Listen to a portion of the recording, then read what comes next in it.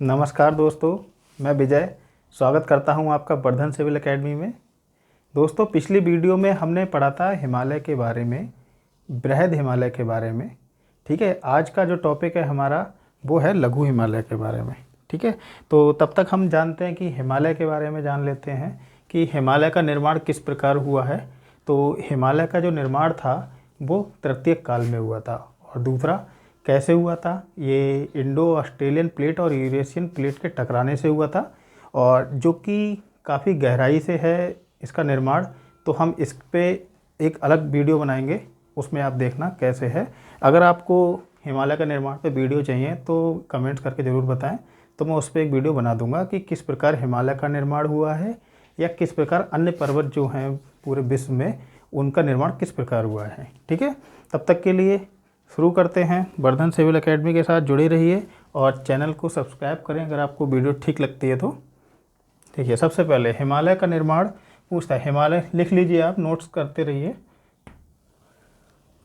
हिमालय का निर्माण तृतीय काल में हुआ है। ठीक है, दूसरा तृतीय काल कब से कब तक था। तृतीय काल जो है वो 60 से 70 मिलियन वर्ष पहले, यानी कि 6 से 7 करोड़ साल पहले की बात है, तब हिमालय का निर्माण हो चुका है। ठीक है, और दूसरी चीज़ है टेथिस सागर। देखा ना, यहाँ पे दिया मैंने, टेथिस सागर को हिमालय का पालनहार कहा जाता है। ये पालनहार क्यों कहा जाता है, अगर आपको इस टॉपिक पे वीडियो चाहिए तो हम आपको दूसरी वीडियो बना के देंगे, लेकिन आप लोग हमें कमेंट्स करके बताएंगे तब। इससे पहले हम आपको इस पर वीडियो नहीं देंगे क्योंकि काफ़ी डीपली पढ़ाना पड़ेगा इसमें। ठीक है, और दूसरा चलते हैं, हिमालय एक नवीन और बलित पर्वत श्रृंखला है। क्या है, हिमालय एक नवीन यानी कि सबसे नया पर्वत है और ये बलित पर्वत है। ठीक है, आगे बढ़ते हैं।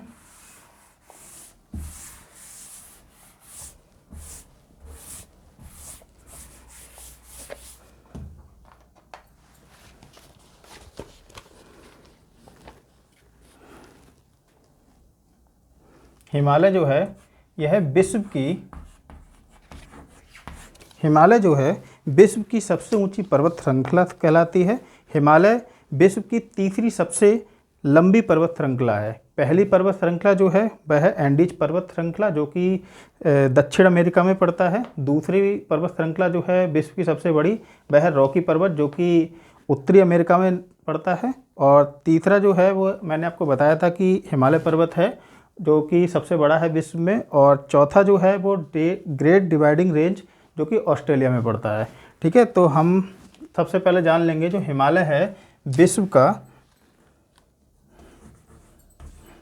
की तीसरी सबसे बड़ी पर्वत श्रृंखला है।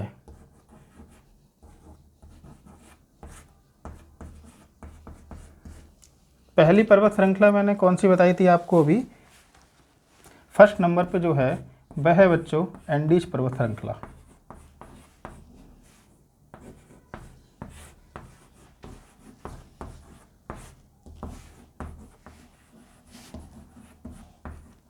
कहाँ पड़ते हैं ये,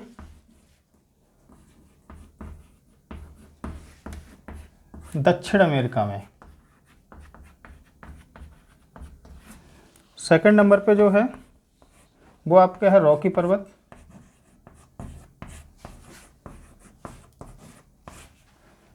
श्रेणी कह लें। ठीक है, रॉकी पर्वत श्रेणी यह है उत्तरी अमेरिका में।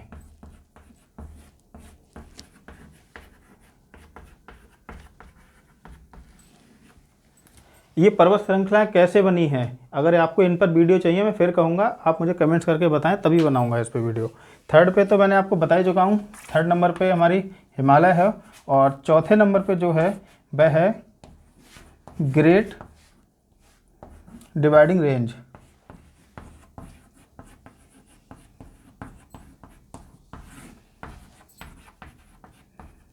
ये ऑस्ट्रेलिया में पड़ते हैं।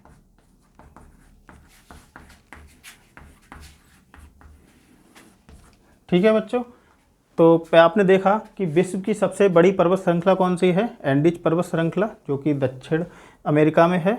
दूसरी जो है सबसे बड़ी पर्वत श्रृंखला वह रॉकी पर्वत श्रृंखला है, जो कि उत्तरी अमेरिका में है। तीसरी मैंने आपको बताई थी, जिससे हमारा भारत भी थोड़ा सा हिस्सा उसका आता है। तो विश्व की तीसरी सबसे बड़ी पर्वत श्रृंखला जो है वो हिमालय है। और चौथी जो है ग्रेट डिवाइडिंग रेंज, जो कि ऑस्ट्रेलिया में है। ऐसे बहुत सारी पर्वत श्रृंखलाएँ हैं जिनके बारे में हम आपको पढ़ाएंगे। तो आज हमारा जो टॉपिक चल रहा था बच्चों, अब हम पढ़ रहे थे, कल क्या पढ़ रहे थे बताएंगे, कमेंट्स करें अगर आपको पता है। अगर आपने पीछे वीडियो देखी है तो, और नहीं देखी है तो आप उसको देख लें, ठीक है। अब हम चलते हैं, पिछले वाला टॉपिक है वो पूरा करते हैं।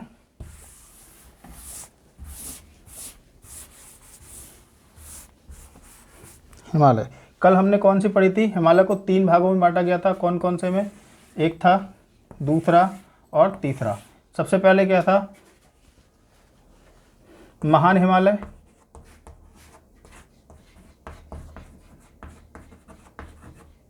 दूसरा लघु हिमालय, और तीसरा जो था वो शिवालिक। शिवालिक पहाड़ियाँ या बाह्य हिमालय कह सकते हैं, ठीक है, बाहरी हिमालय। तो हम आज क्या पढ़ने वाले हैं? आज हम पढ़ने वाले हैं महान हिमालय, हमने कल पढ़ चुके हैं, ठीक है। शिवालिक यानी कि आज हम पढ़ेंगे लघु हिमालय को। हिमालय, लघु हिमालय, ठीक है। लघु हिमालय में बच्चों सबसे पहले स्टार्ट करते हैं। देखो इस तरीके से हमने आपको कुछ इस तरीके से हिमालय का जो है नक्शा कुछ इस तरीके से है हिमालय। तो सबसे पहले यहाँ पे एक पर्वत पड़ता है, एक घाटी बताते हैं आपको, एक घाटी, ठीक है। ये कौन सबसे शुरुआत में, यानी कि पाकिस्तान साइड में, हम यहाँ पे पीओके पाकिस्तान की तरफ हैं। तो यहाँ पे एक पर्वत पड़ता है, ये इसका नाम है पीर पंजाल,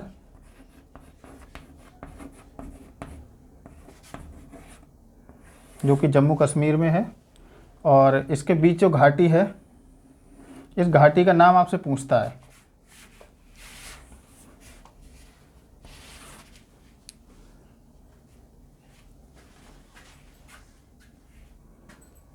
ये जहाँ जो बीच में घाटी पड़ती है, ये घाटी का नाम बच्चों कश्मीर घाटी।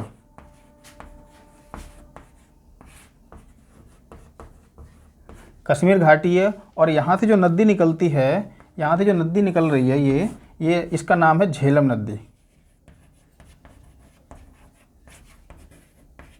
आपसे सवाल आता है, झेलम नदी कौन सी घाटी से निकलती है? कश्मीर घाटी से। झेलम नदी कहाँ बहती है? तो कश्मीर में। कहाँ से इसका उद्गम स्थल है, ये हमने कल आपको बताया था। और आगे बढ़ते हैं, दूसरा, फिर इसके बाद यहाँ देखो ये पर्वत निकल गया, 2 पर्वत के बीच हमने आपको बताया था क्या बनती है? घाटी बनती है, ठीक है। तो अगला एक पर्वत श्रेणी है यहाँ पे, ये है धौलाधर पर्वत श्रेणी,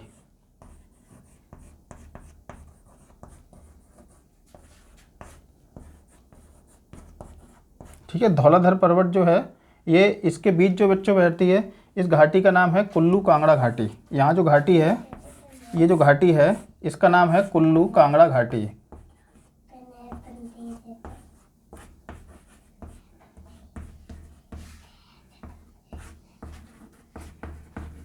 इसका नाम है कुल्लू कांगड़ा घाटी। और यहाँ से जो नदी निकलती है बच्चों, वो निकलती है आपकी ब्यास नदी।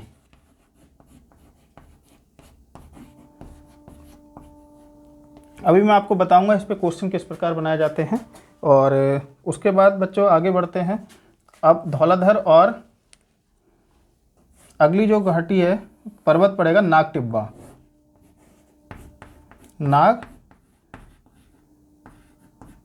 नाग टिब्बा पर्वत, ठीक है। तो इसके बीच जो घाटी पड़ेगी, ये आएगी आपकी मसूरी घाटी। मसूरी घाटी से होते हुए बच्चों कौन सी नदी निकलती है? ये निकलेगी यमुना नदी।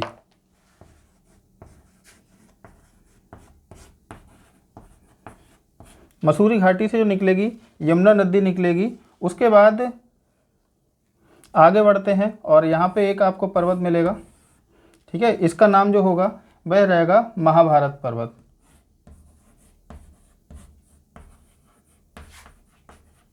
इस पर्वत का नाम रहेगा महाभारत। और ये घाटी, ये बीच में जो घाटी है, इसका नाम होगा काठमांडू घाटी।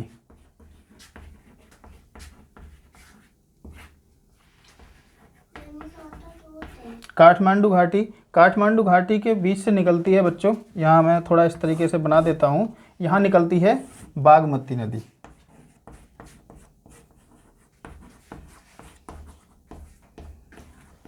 ठीक है, तो उम्मीद करते हैं आपको ये समझ में आया होगा अगर आपने शुरू से देखा होगा तो। लेकिन अब तो इसमें खिचड़ी पक चुकी है, तो अब इसको देखना है, अगर आपको समझना है तो इसको फिर से देखना कहाँ से मैंने स्टार्ट किया है। तो क्वेश्चन आपसे कैसे बनेगा, मैंने क्वेश्चन बनाने के बारे में बताया था। मान लीजिए आपसे पूछता है झेलम नदी कहाँ किस घाटी से निकलती है, तो क्या बताएंगे आप, कश्मीर घाटी से निकलती है। और ब्यास नदी किस दो पर्वत के बीच से निकलती है, तब आप क्या बताएंगे, ब्यास नदी जो है कौन सी घाटी है यहाँ पे हमारी बताई थी, कुल्लू कांगड़ा घाटी से निकलती है। दो पर्वत की बात करेंगे तो पीर पंजाल और धौलाधर पर्वत के बीच से निकलती है। ठीक है, और ऐसी बात करेंगे आपके यमुना नदी के बारे में बात करेंगे तो कहाँ से, कौन सी घाटी है ये, मसूरी घाटी। ठीक है, और किससे कहाँ से निकलती, सॉरी धौलाधर पर्वत जो है, हाँ ठीक है, मसूरी घाटी से निकलेगी। और किन दो पर्वत के बीच में है, नाग टिब्बा और धौलाधर के बीच से निकलती है कौन सी, यमुना नदी। और ऐसे ही बात करेंगे बागमती नदी के बारे में तो नाग टिब्बा और महाभारत के बीच जो घाटी बन रही है उससे निकलेंगे। ठीक है, तो इस तरीके से आप बच्चों इसका स्क्रीनशॉट ले लो।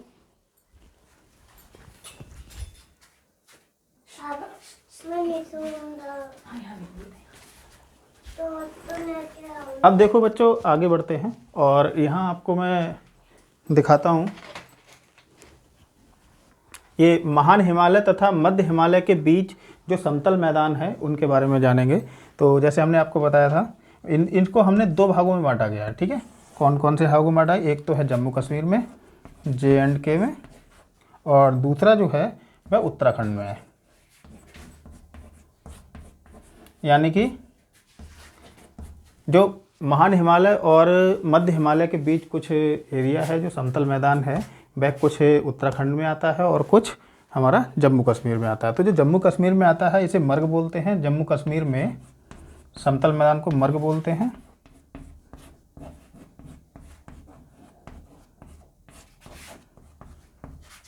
ठीक है, और उत्तराखंड में जो बोलते हैं, उत्तराखंड में इसे बोलते हैं बुग्याल। ठीक है, ध्यान रखना है इसको, बुग्याल।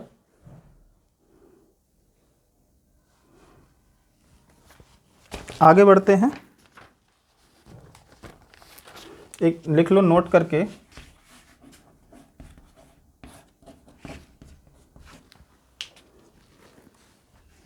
केसर की खेती करने के लिए, केसर की खेती करने के लिए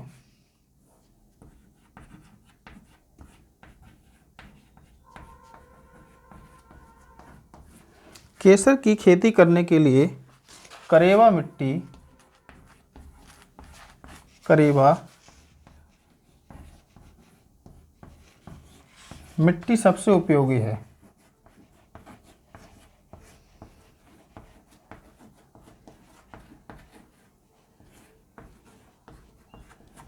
ठीक है, ये आपसे पूछा जा सकता है, कभी भी एग्जाम में आ सकता है कि केसर की खेती करने के लिए सबसे उपयोगी मिट्टी कौन सी है, तो करेवा है। और आगे बढ़ते हैं,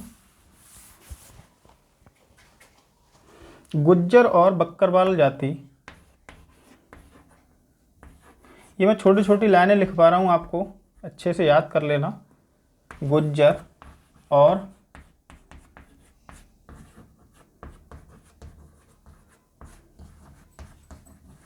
गुज्जर और बक्करवाल जनजाति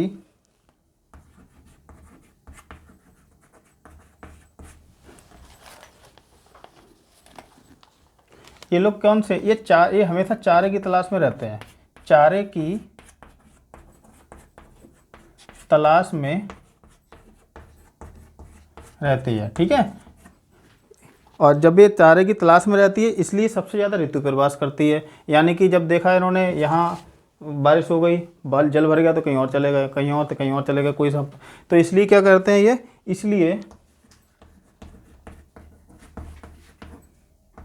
इसलिए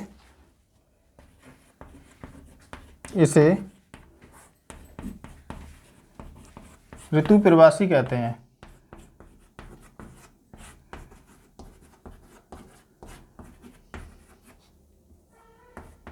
क्वेश्चन आ जाए, निम्नलिखित में से कौन सी जनजाति ऋतु प्रवासी है, तो आप कौन सी बताएंगे? गुज्जर और बक्करवाल जाति। ठीक है, ये ऋतु प्रवासी हमेशा चारे की तलाश में रहते हैं, भेड़ वेड़ पालते हैं ये। आगे बढ़ते हैं। बद्दी जाति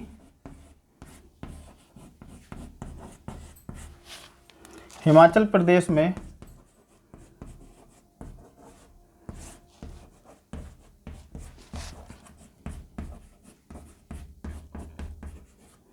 ऋतु प्रवास के लिए जानी जाती है।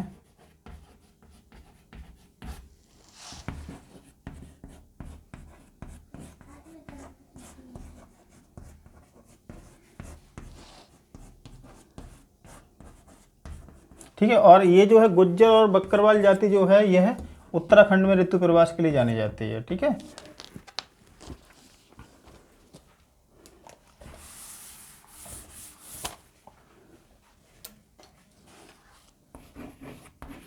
लेपचा जनजाति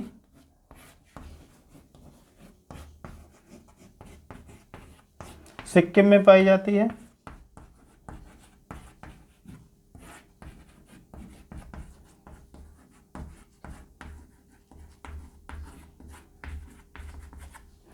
बच्चों ये छोटी छोटी लाइनें भी हैं इसमें बीच में जुड़ी हुई हैं कि अब मान लीजिए ये जहाँ मैंने आपको बताया था कि मध्य हिमालय और महान हिमालय की समतल जगह जो है वहाँ कौन कौन से स्टेट बताए थे अभी आपको हमने, उसी हिसाब से वहाँ लोग जब स्टेट समतल जगह वहाँ आबादी भी होगी, और आबादी है तो वहाँ उस प्रकार लोग जनजातियाँ पाई जाती हैं, तो वो जनजातियाँ आपसे पेपर में बार बार पूछी जाती हैं। ठीक है, अब आगे बढ़ते हैं। उम्मीद करते हैं आपने नोट कर लिया होगा। आगे बढ़ते हैं और देखते हैं भारत के प्रसिद्ध हिल स्टेशन मध्य हिमालय में स्थित हैं जो। ठीक है, लिख लेते हैं, टॉपिक डाल लेते हैं यहाँ पे, आप लोग भी लिख लो। भारत में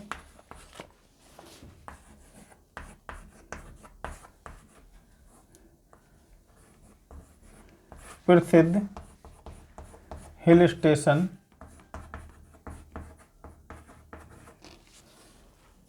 जो मध्य हिमालय में स्थित हैं। ठीक है, हिल स्टेशन जो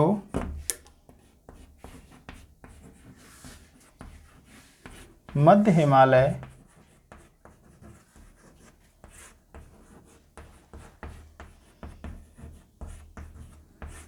स्थित हैं। सबसे पहले हम देखते हैं जम्मू कश्मीर में।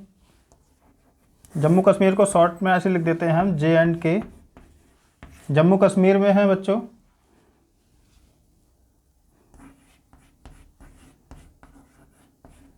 श्रीनगर, दूसरा है पहलगाम।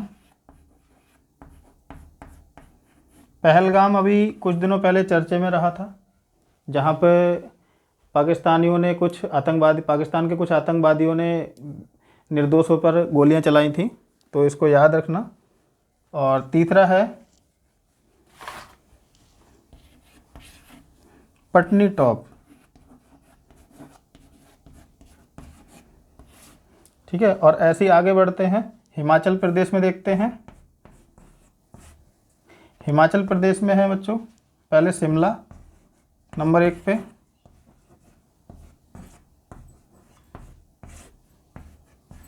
दूसरा डलहौजी,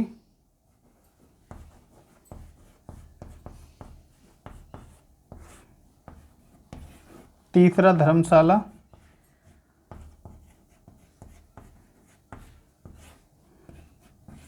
चौथा मैक्लियोडगंज,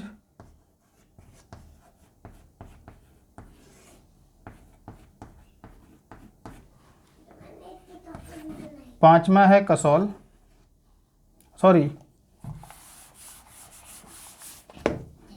तीसरा जो है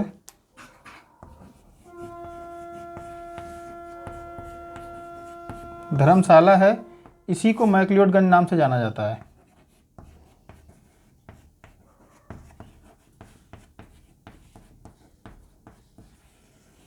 चौथा है आपका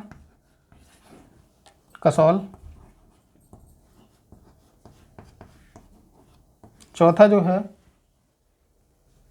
कसौल है। अब देखते हैं उत्तराखंड में, यूके लिख दे रहा हूँ मैं शॉर्ट में, आप लोग समझ जाइएगा। उत्तराखंड में जो है सबसे पहले नैनीताल,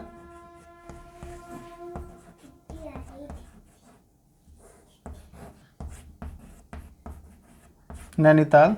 दूसरे नंबर पे जो है बच्चों चकराता।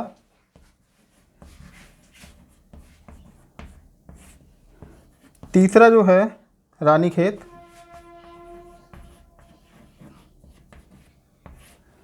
चौथा जो है लैंसडाउन।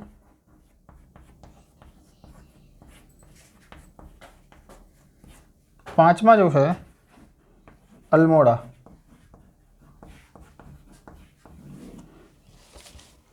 ये बच्चों पढ़ते हैं आपके मध्य हिमालय में, जो कि हिल स्टेशन है।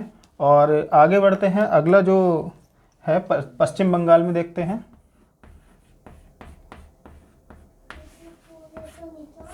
पश्चिम बंगाल में पड़ता है बच्चों दार्जिलिंग।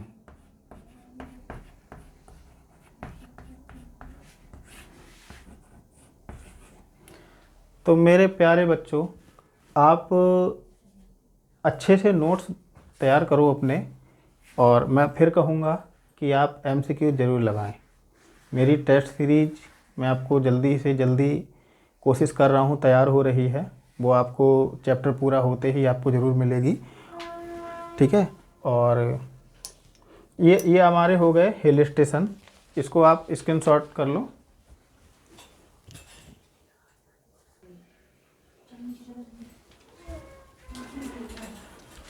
तो प्यारे बच्चों, ये आपका था मध्य हिमालय, ठीक है। और मध्य हिमालय के बाद अब हम आगे पढ़ेंगे बाह्य हिमालय के बारे में, ठीक है। तो इसको मिटाते हैं और आप लगे रहिए लगातार मेरे साथ। बहुत जल्दी आप सबको लाइव क्लास मिलेगी। जो भी मेरे साथ ज्योग्राफी अच्छे से पढ़ना चाहता है, बिल्कुल विस्तार पे, ज्योग्राफी ही नहीं, मैं सारे सब्जेक्ट आपको लेकर आऊँगा धीरे धीरे। और सारे सब्जेक्ट के लिए अगर आप अच्छे से तैयार, नींव अपनी अच्छे से तैयार करना चाहते हैं, तो हमारे चैनल को सब्सक्राइब ज़रूर कर लो और जुड़ जाओ, बिल्कुल मन लगा के पढ़ाई करो। अब आज बात करते हैं बाह्य हिमालय की।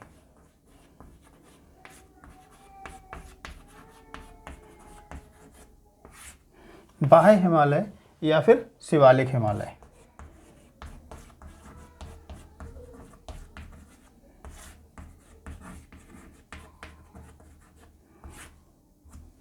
शिवालिक हिमालय ये क्या है? हिमालय की सबसे बाहरी, यह जो है लिख लो आप साथ साथ, हिमालय की सबसे बाहरी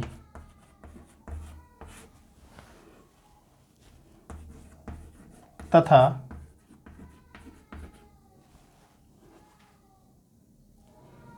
असंपीड़ित चट्टानों से निर्मित श्रृंखला है।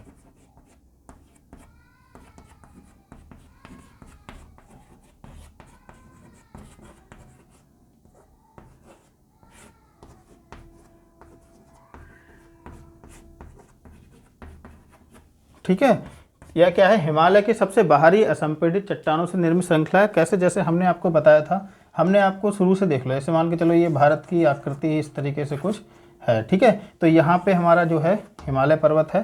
तो हिमालय पर्वत 3 भागों में बांटा गया है इस तरीके से। तो सबसे पहले हमने पढ़ लिया महान, मध्य, अब बचा है नीचे का जो शिवालिक हिमालय, ठीक है। तो हम इसी के बारे में हम आज बात कर रहे हैं।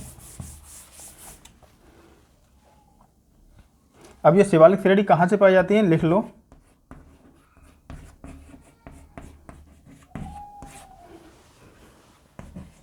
देखो, शिवालिक श्रेणी जो है, शिवालिक श्रेणी पाकिस्तान के पोतबाग पठार से भारत में कोसी नदी तक निरंतर पहाड़ियों के बीच रूप में दिखाई देती है, ठीक है। और उसके बाद यह अरुणाचल प्रदेश तक पाया जाता है। यानी कि शिवालिक पहाड़ियाँ जो हैं वह पाकिस्तान के पोतवार पठार से भारत के कोसी नदी तक निरंतर दिखाई देता है। उसके बाद यह पहाड़ी अरुणाचल प्रदेश तक पाया जाता है। तो लिख लो, शिवालिक श्रेणी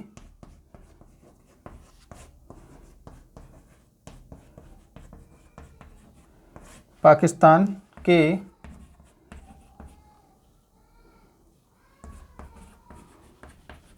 पोतवाग पठार से भारत में कोसी नदी तक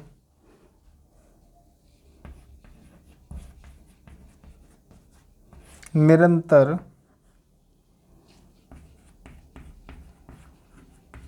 पहाड़ियों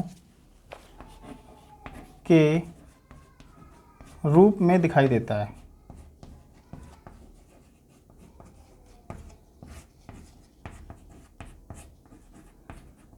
ठीक है, और उसके बाद अरुणाचल प्रदेश तक पाया जाता है, यानी कि यहाँ तक तो आपको बिल्कुल निरंतर दिखाई देगा। उसके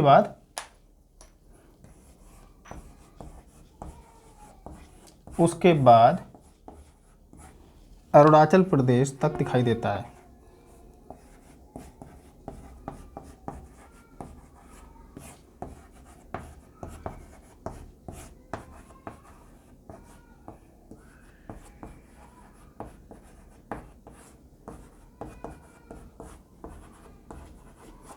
ठीक है, यानी कि अरुणाचल प्रदेश तक दिखाई देता है।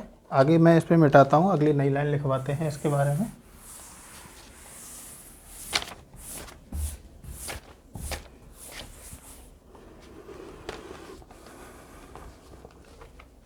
हिमाचल प्रदेश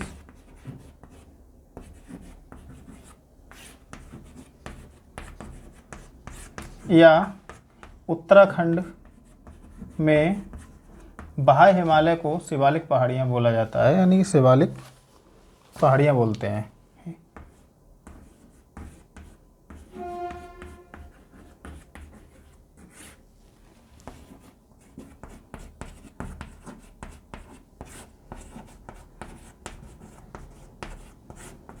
क्वेश्चन आ जाए, बाह्य हिमालय को उत्तराखंड में किस नाम से जाना जाता है, तो शिवालिक पहाड़ियाँ। और नेपाल में क्या बोला जाता है? नेपाल में चुरिया मुरिया। याद रखना, बाह्य हिमालय को नेपाल में चुरिया मुरिया बोला जाता है। और अरुणाचल प्रदेश में, मैं इसको नोटाता हूँ, यहाँ पे थोड़ी जगह कम है, एक ही जगह आ जाए तो बेहतर है।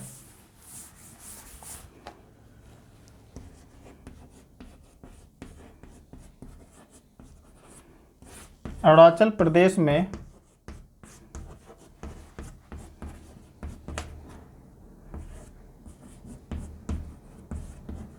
शिवालिक पहाड़ियों को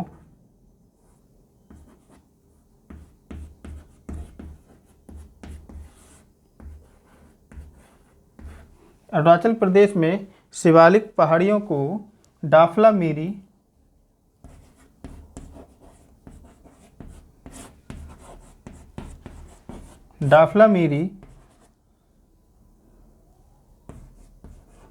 अमोर तथा मिसमी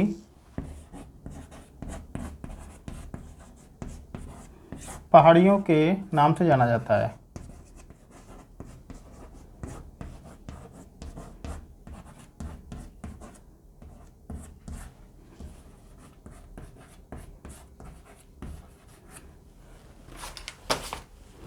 तो बच्चों, अब तक आपने देखा कि हमने मध्य हिमालय पूरा कर लिया, हमने शिवालिक हिमालय पूरा कर लिया, हमने महान हिमालय पूरा कर लिया, हमने काराकोरम श्रेणी के बारे में पढ़ा, जास्कर श्रेणी के बारे में पढ़ा और लद्दाख श्रेणी के बारे में पढ़ा।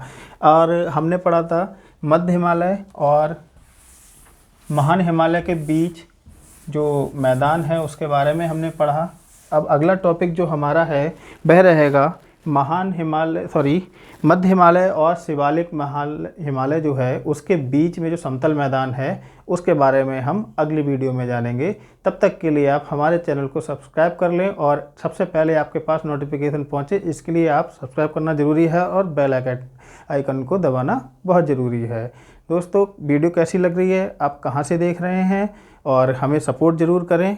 थोड़ा सा लाइक करें, कमेंट्स करें और अपने दोस्तों में शेयर ज़रूर कर दें, क्योंकि मेरे पास इतने सारे ग्रुप हैं नहीं जो मैं शेयर कर सकूं। तो आपसे उम्मीद करते हैं आप इस वीडियो को शेयर ज़रूर करेंगे। तब तक के लिए नमस्ते।